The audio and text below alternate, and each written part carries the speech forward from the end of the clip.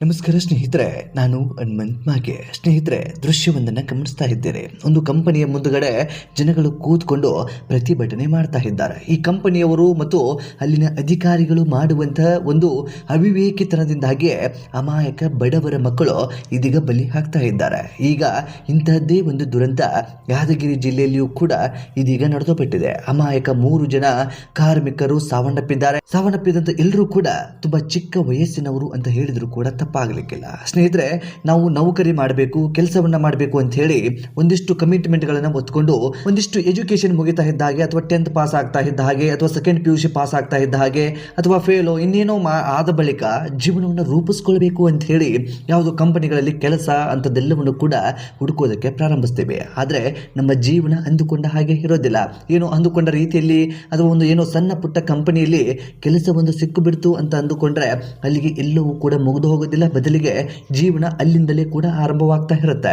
ಆದರೆ ಇದೀಗ ಆ ರೀತಿಯಾಗಿ ಕೆಲಸವನ್ನು ನಂಬಿಕೊಂಡು ಆಂಧ್ರದಿಂದನೋ ಅಥವಾ ಮಧ್ಯಪ್ರದೇಶದಿಂದನೋ ತೆಲಂಗಾಣದಿಂದನೋ ಬೇರೆ ಬೇರೆ ಭಾಗಗಳಿಂದ ಜನಗಳು ಬಂದು ಕಂಪನಿಯಲ್ಲಿ ಕೆಲಸವನ್ನು ನಮ್ಮ ರಾಜ್ಯದಲ್ಲಿ ಕೂಡ ಮಾಡ್ತಾ ಇದ್ದಾರೆ. ಆದರೆ ನಮ್ಮ ರಾಜ್ಯದಲ್ಲಿ ಇಂಥ ದುರಂತಗಳು ಯಾಕೆ ಸಂಭವಿಸ್ತಾ ಇದ್ದಾವೆ ಅಂತ ಗೊತ್ತಿಲ್ಲ. ಬದಲಿಗೆ ಈ ಒಂದು ದುರಂತದಲ್ಲಿ ಇದೀಗ 3 ಜನರು ಸಾವನ್ನಪ್ಪಿದ್ದಾರಲ್ಲ, ಆ ಸಾವನ್ನಪ್ಪಿದಂಥ ಯುವಕರ ಕುಟುಂಬದ ನೋವಿದೆಯಲ್ಲ, ಆ ನೋವನ್ನು ಯಾರು ಕೂಡ ಸಹಿಸಿಕೊಳ್ಳೋದಕ್ಕೆ ಸಾಧ್ಯವೇ ಇಲ್ಲ. ಅಸಲಿಗೆ ಆಗಿದ್ದಾದ್ರೂ ಏನೋ ಆ ಕಂಪನಿಯವರ ನಿರ್ಲಕ್ಷ್ಯತನ, ಅಲ್ಲಿಯ ಅಧಿಕಾರಿಗಳ ಒಂದು ಬೇಜವಾಬ್ದಾರಿ ಅಥವಾ ದುಡ್ಡಿನ ಮೋಹದಿಂದಾಗಿ ಈ ರೀತಿಯಾಗಿ ದುರಂತ ನಡೆದು ಹೋಗಿಬಿಡ್ತಾ ಅಲ್ಲಿ ಅಸಲಿಗೆ ಆಗಿದ್ದಾದ್ರೂ ಏನು ಪರಿಹಾರವಾಗಿ ಏನೆಲ್ಲ ಸಿಕ್ಕಿದೆ. ಈಗ ಗಾಯಗೊಂಡಿದ್ದಂಥವರು ಎಷ್ಟು ಜನ ಅಂತಂದ್ರೆ ಇದೀಗ ಸಾವು ಬದುಕಿನ ನಡುವೆ ಹೋರಾಟ ಮಾಡ್ತಾ ಇದ್ದಂಥವರು ಯಾರ್ಯಾರು ಮತ್ತು ಅವರ ಕುರಿತಾಗಿ ಒಂದಿಷ್ಟು ಮಾಹಿತಿಯನ್ನ ಗಮನಿಸ್ತಾ ಹೋಗೋಣ. ಎಲ್ಲರೂ ಕೂಡ ಗಮನಿಸಲೇಬೇಕಾದಂಥ ವಿಡಿಯೋ ಇದು. ಅದರಲ್ಲೂ ಕೂಡ ಕಂಪನಿಗಳಲ್ಲಿ ಕೆಲಸವನ್ನ ಮಾಡ್ತಾ ಇರುವಂತಹ ಪ್ರತಿಯೊಬ್ಬ ಯುವಕರು ಆಗಿರಬಹುದು ಅಥವಾ ಪ್ರತಿಯೊಬ್ಬ ಕೆಲಸಗಾರನು ಗಮನಿಸಲೇಬೇಕಾದಂತ ವಿಡಿಯೋ ಇದು. ಹಾಗಾಗಿ ವಿಡಿಯೋನ ಕೊನೆವರೆಗೂ ನೋಡಿ.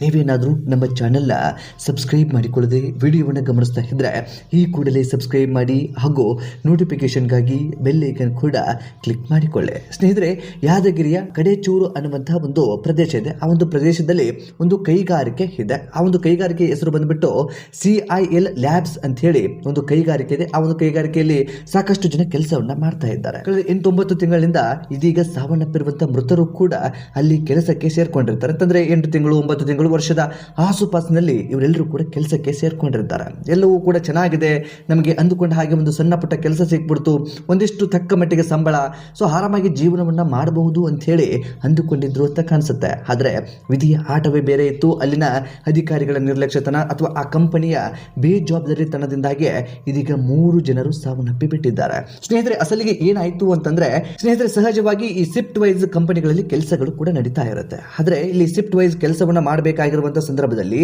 ಈ ಗಣೇಶ್, ಸಂಜಯ್ ಸಿಂಗ್, ವಿಕ್ರಮ್ ಅಂತ ಹೇಳಿ 3 ಜನಗಳು ಸಾವನ್ನಪ್ಪಿದ್ದಾರೆ. ಇವರು ಕೂಡ ಕೆಲಸವನ್ನ ಮಾಡ್ತಾ ಇರ್ತಾರೆ. ನಿನ್ನೆ ತಡರಾತ್ರಿ ಅಥವಾ 3 ಗಂಟೆ ಆಸುಪಾಸು ಅಂತಂದ್ರೆ ಇವತ್ತು ಬೆಳಗಾಗುವ ಸಂದರ್ಭ ಮಧ್ಯರಾತ್ರಿಯಲ್ಲಿ ಒಂದು ದುರಂತ ನಡೆದು ಹೋಗಬಿಡುತ್ತೆ. ಏನು ದುರಂತ ಅಂತಂದ್ರೆ ಆ ಒಂದು ಲ್ಯಾಬ್ಸ್ ಕಂಪನಿಯಲ್ಲಿ ಆ ಒಂದು ಅನಿಲ ಸೋರಿಕೆ, ಅದರಲ್ಲೂ ಕೂಡ ವಿಷ ಅನಿಲ ಸೋರಿಕೆ ಆಗಿರುವ ಕಾರಣದಿಂದಾಗಿ ಉಸಿರಾಟ ಮಾಡಿದಂಥ ಸಂದರ್ಭದಲ್ಲಿ ಅಥವಾ ಉಸಿರು ಸಹಜವಾಗಿ ಅದು ಶ್ವಾಸಕೋಶಕ್ಕೆ ಹೋದಂಥ ಸಂದರ್ಭದಲ್ಲಿ ಏಕಾಏಕಿಯಾಗಿ ಅದು ಎಷ್ಟು ವಿಷಕಾರಿಯಾಗಿರಬಹುದು ಅಂತ ಹೇಳಿ ನೀವು ಈ ಸಂದರ್ಭದಲ್ಲಿ ಯೋಚನೆ ಮಾಡಿ. ಅವರು ಉಸಿರಾಟ ಮಾಡಬೇಕಾದಂಥ ಸಂದರ್ಭದಲ್ಲಿ ಸ್ಥಳದಲ್ಲಿಯೇ ಸಾವನ್ನಪ್ಪಿ ಬಿಟ್ಟಿದ್ದಾರೆ. ಇವರ ಜೊತೆಗೆ ಇನ್ನಿಬ್ಬರು ಕೂಡ ಸಾವು ಬದುಕಿನ ನಡುವೆ ಹೋರಾಟವನ್ನು ಮಾಡ್ತಾ ಇದ್ದಾರೆ. ಸದ್ಯ ಯಾರಿಗೂ ಕೂಡ ಗೊತ್ತಾಗೋದಿಲ್ಲ ಏನಾಗಿದೆ ಅಂತ ಹೇಳಿ. ಸ್ನೇಹಿತರೆ, ಅಲ್ಲಿ ಈ ನೈಟ್ ಶಿಫ್ಟ್ ಅಲ್ಲಿ ಇದ್ದಂಥ ಸಂದರ್ಭದಲ್ಲಿ ಎಡವಟ್ಟು ಏನಾಗಿದೆ ಅಂತಂದ್ರೆ ಅನಿಲ ಸೋರಿಕೆ ಆಗ್ತಾ ಇರುವಂತದ್ದು ಯಾರ ಗಮನಕ್ಕೂ ಕೂಡ ಬಂದಿಲ್ಲ. ಜೊತೆಗೆ ಅದು ಅಷ್ಟು ವಾಸನೆಯೂ ಕೂಡ ಸ್ಪ್ರೆಡ್ ಆಗಿಲ್ಲ. ದೊಡ್ಡದಾದಂಥ ಕಂಪನಿ, ಸಹಜವಾಗಿ ಕಂಪನಿ ಅಂತಂದ್ರೆ ಎಲ್ರಿಗೂ ಕೂಡ ಗೊತ್ತಿರುತ್ತೆ. ಕಂಪನಿಯಲ್ಲಿ ಸಹಜವಾಗಿ ಒಂದು ವೈಡ್ ಆದಂಥ ಒಂದು ವಾತಾವರಣ ಇರುತ್ತೆ, ಒಂದು ಬಿಲ್ಡಿಂಗ್ ಇರುತ್ತೆ. ಅಲ್ಲಿ ಯಾರಿಗೂ ಕೂಡ ಗೊತ್ತಾಗದ ರೀತಿಯಲ್ಲಿ ಅನಿಲ ಸೋರಿಕೆ ಆಗಿದೆ. ಅದನ್ನು ಗಮನಿಸಲೇಬೇಕಾದಂಥದ್ದು ಕಂಪನಿಯ ಕರ್ತವ್ಯ ಆಗಿತ್ತು. ಅಥವಾ ಅದನ್ನ ಎಲ್ಲವೂ ಕೂಡ ಪ್ರತಿ ದಿನವೂ ಕೂಡ ಅಥವಾ ಪ್ರತಿ ಸಿಪ್ಪಿಗೂ ಕೂಡ ಅಪ್ಡೇಟ್ ಅನ್ನು ಗಮನಿಸಬೇಕಾಗುತ್ತೆ. ಅನಿಲ ಸೋರಿಕೆ ಆಗ್ತಾ ಇದೆಯಾ, ಸರಿಯಾದ ರೀತಿಯಲ್ಲಿ ಮೆಷಿನ್ಗಳು ವರ್ಕ್ ಮಾಡ್ತಾ ಇದ್ದಾವ, ಇದೆಲ್ಲವೂ ಕೂಡ ಆಗಬೇಕಾಗುತ್ತೆ. ಅದ್ಯಾವುದು ಕೂಡ ಪ್ರೊಸೀಜರ್ ಅಲ್ಲಿ ಆಗಿಲ್ಲ. ಹಾಗಾಗಿ ಈ ಒಂದು ನೈಟ್ ಶಿಫ್ಟ್ ನಲ್ಲಿ ಕೆಲಸ ಮಾಡ್ತಾ ಇದ್ದಂತ ಈ ಗಣೇಶ್, ಸಂಜಯ್ ಸಿಂಗ್, ವಿಕ್ರಮ್ ಏನಿದ್ದಾರೆ ಸಹಜವಾಗಿ ಕೆಲಸವನ್ನ ಮಾಡ್ತಾ ಇರಬೇಕಾದಂತ ಸಂದರ್ಭದಲ್ಲಿ ಅನಿಲ ಸೋರಿಕೆ ಆಗಿರುವಂತದ್ದೇ ಅವರ ಗಮನಕ್ಕೆ ಬಂದಿಲ್ಲ. ಹಾಗಾಗಿ ಅವರುಗಳು ಉಸಿರುಗಟ್ಟಿ ಅಥವಾ ಆ ಒಂದು ವಿಷ ಅನಿಲವನ್ನ ಅವರು ಸ್ವೀಕಾರ ಮಾಡಿರೋ ಕಾರಣದಿಂದಾಗಿ ಸ್ಥಳದಲ್ಲಿಯೇ ಸಾವನ್ನಪ್ಪಿದ್ದಾರೆ. ಅವರನ್ನ ಒಂದು ಆಸ್ಪತ್ರೆಗೆ ಕೂಡ ಕರೆದುಕೊಂಡು ಹೋಗಲಾಗ್ತಾ ಇತ್ತು ಅಂತೇಳಿ ಮಾಹಿತಿ ಕೂಡ ಲಭ್ಯವಾಗಿತ್ತು. ಆದ್ರೆ ಅದೇನು ಮಾಡಿದ್ರು ಕೂಡ ಉಪಯೋಗ ಆಗದೇ ಇರುವಂತಹದ್ದು. ಯಾಕೆ ಅಂತಂದ್ರೆ ಆಲ್ರೆಡಿ ಅವರು ಸಾವನ್ನಪ್ಪು ಹೋಗಿಬಿಟ್ಟಿದ್ರು. ಜೊತೆಗೆ ಇಬ್ಬರು ಇದೀಗ ಆಸ್ಪತ್ರೆಯಲ್ಲಿ ಚಿಕಿತ್ಸೆ ಕೂಡ ಪಡಿತಾ ಇದ್ದಾರೆ. ಸ್ನೇಹಿತರೆ, ಈ ಒಂದು ವಿಷಯ ಪೋಷಕರಿಗೆ ಗೊತ್ತಾದ ತಕ್ಷಣ, ಅಂತಂದ್ರೆ ಬೆಳಗಿನ ಜಾವ ಪೋಷಕರಿಗೆ ಅಲ್ಲಿ ಸ್ನೇಹಿತರು ಶಿಫ್ಟ್ ವೈಸ್ ಕೆಲಸವನ್ನ ಮಾಡ್ತಾ ಇದ್ದಂಥವರು ಈಗ ಆಗಬಿಟ್ಟಿದೆ ಅಂತೇಳಿ ಮಾಹಿತಿಯನ್ನು ಕೂಡ ಕೊಡ್ತಾರೆ. ಆ ಸಂದರ್ಭಕ್ಕೆ ಪೋಷಕರು ಓಡೋಡಿ ಆ ಕಂಪನಿಯ ಬಾಗಿಲಿಗೆ ಬರ್ತಾರೆ. ಆ ಬಾಗಿಲಿಗೆ ಬಂದು ಪ್ರತಿಭಟನೆ ಮಾಡೋದಕ್ಕೆ ಪ್ರಾರಂಭಿಸ್ತಾರೆ. ಈಗಾಗಲೇ ನಮ್ಮ ಮಕ್ಕಳು ಸಾವನ್ನಪ್ಪಿ ಬಿಟ್ಟಿದ್ದಾರೆ, ಇದು ಯಾವ ಕಾರಣದಿಂದಾಗಿ ಆಗಿದೆ, ನಮಗೆ ನ್ಯಾಯ ಬೇಕು ಅನ್ನುವಂತಹ ಹೋರಾಟ ಆರಂಭವಾಗಿ ಬಿಡುತ್ತೆ. ಏನು ಮಾಡಬೇಕು ಅಂತೇಳಿ ಕಂಪನಿಯವರಿಗೂ ಕೂಡ ಒಂದು ಕ್ಷಣ ಯೋಚನೆ ಬರುತ್ತೆ. ಸ್ಥಳಕ್ಕೆ ಸಂಬಂಧಪಟ್ಟಿರುವಂತಹ ಅಧಿಕಾರಿಗಳು ಬರ್ತಾರೆ, ಪೊಲೀಸ್ ಸಿಬ್ಬಂದಿಗಳು ಬರ್ತಾರೆ, ಎಲ್ಲರೂ ಕೂಡ ಬರುವಂತದ್ದು ಎಲ್ಲವೂ ಕೂಡ ಆಗುತ್ತೆ. ಆದ್ರೆ ಈ ಒಂದು ಪ್ರಾಣ ಹೋಗಿದೆಯಲ್ಲ, ಆ ಪ್ರಾಣ ಹೋದಂತವರಿಗೆ ನ್ಯಾಯ ಬೇಕಾಗತ್ತಲ್ಲ.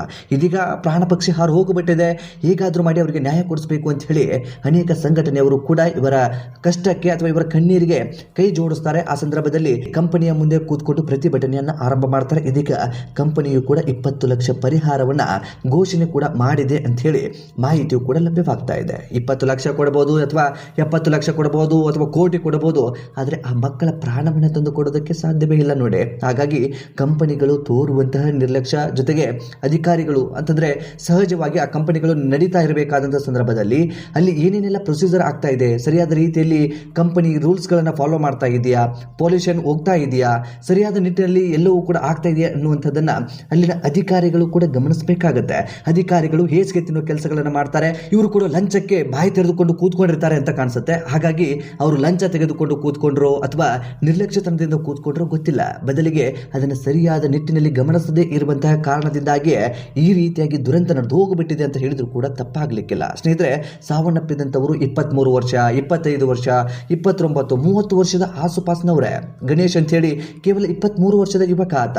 ತೆಲಂಗಾಣದ ಮೂಲದವನು. ಈ ಒಂದು ಯಾದಗಿರಿಯಲ್ಲಿ ಇರುವಂತಹ ಈ ಕಂಪನಿಗೆ ಕಳೆದ 8 ತಿಂಗಳ ಹಿಂದೆ ಕೆಲಸಕ್ಕೆ ಸೇರಿದ್ದ ಅನ್ನುವಂಥ ಮಾಹಿತಿ. ಜೊತೆಗೆ ಸಂಜಯ್ ಸಿಂಗ್ 29 ವರ್ಷ, ಮಧ್ಯಪ್ರದೇಶದಿಂದ ಬಂದಿರ್ತಾನೆ. ವಿಕ್ರಮ್ ಕೂಡ ಮಧ್ಯಪ್ರದೇಶದವನು, ಕೇವಲ 25 ವರ್ಷ. ಒಂದು ವರ್ಷದ ಆಸುಪಾಸಿನಲ್ಲಿ ಎಲ್ಲರೂ ಕೂಡ ಕೆಲಸಕ್ಕೆ ಸೇರಿಸ್ಕೊಂಡಿರ್ತಾರೆ. ಹೊಟ್ಟೆ ಹುರಿದೋಗ್ಬಿಡುತ್ತೆ. ಆ ತಂದೆ ತಾಯಿ ಕಷ್ಟ ನಿಜಕ್ಕೂ ಯಾರಿಗೂ ಕೂಡ ಬೇಡ ಅನಿಸ್ಬಿಡುತ್ತೆ. ಇಲ್ಲಿ ಅಧಿಕಾರಿಗಳು ಮತ್ತು ಕಂಪನಿಯ ಮಾಲೀಕರುಗಳು ತೋರುವಂತಹ ನಿರ್ಲಕ್ಷ್ಯತನದಿಂದ ಅಥವಾ ಅಲ್ಲಿನ ಆಡಳಿತ ವ್ಯವಸ್ಥೆ ತೋರಿದಂತಹ ನಿರ್ಲಕ್ಷ್ಯತನದಿಂದ ಇದೀಗ ಅಮಾಯಕ 3 ಜನರ ಪ್ರಾಣವೇ ಹೋಗಿಬಿಟ್ಟಿದೆ ಅಂತ ಹೇಳಿದ್ರು ಕೂಡ ತಪ್ಪಾಗ್ಲಿಕ್ಕಿಲ್ಲ. ಸ್ನೇಹಿತರೆ, ನಿಜವಾಗಿಯೂ ಇದೊಂದು ಘೋರ ದುರಂತ ಅಂತ ಹೇಳಿದ್ರು ಕೂಡ ತಪ್ಪಾಗ್ಲಿಕ್ಕಿಲ್ಲ.